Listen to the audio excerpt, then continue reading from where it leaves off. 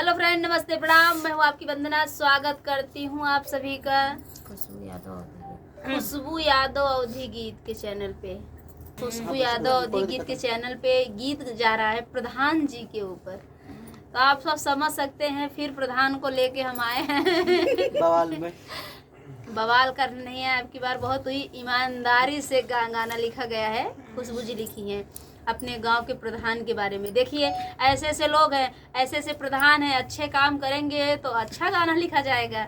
जिनके गांव के प्रधान अच्छा काम किए हैं तो अच्छा गाना लिख के लेके आई हैं। आप लोग गीत सुनिए और आनंद लीजिए गीत का, और सपोर्ट करिए इस चैनल को ज़्यादा से ज़्यादा। तो चलिए। हमरे गौआ के करा बड़ा नाम जी, गाँव के प्रधान जी ना। हमरे गौआ के करा बड़ा नाम जी, गाँव के प्रधान जी ना।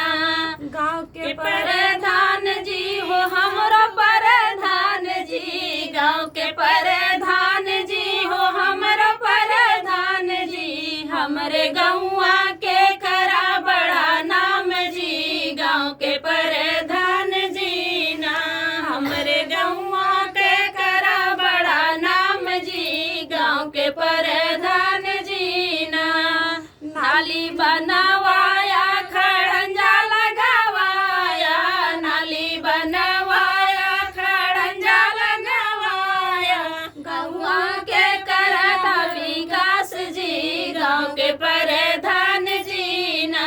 हरे गौआ के करता विकास जी, गाँव के प्रधान जी ना। जे करे घरे ना कॉलोनी दिलावाया, जे करे घर ना कॉलोनी दिलवाया। ओनहु के कष्ट के दूर जो, गाँव के प्रधान जी ना। अरे ओनहु के करा कष्ट दूर जी, गाँव के प्रधान जी ना। हमरे गौआ के करा बड़ा नाम जी, गाँव के प्रधान जी ना।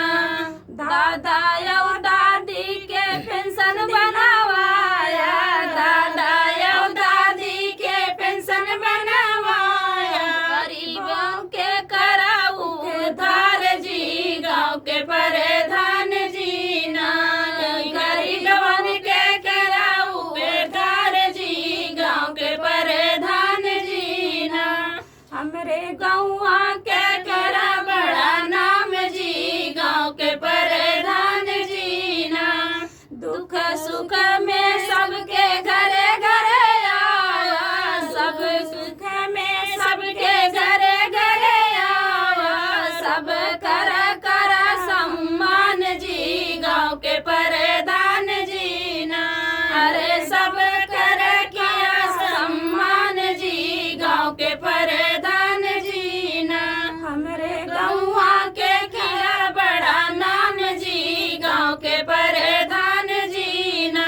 बरौली गौआ के करत विकास जी, इस्तिया के प्रधान जी ना। इस्तिया के प्रधान जी। तो फ्रेंड, इनके चैनल को सपोर्ट करिए, ढेर सारा प्यार आशीर्वाद दीजिए, और गीत कैसा लगा कमेंट बॉक्स में जरूर बताइएगा। धन्यवाद।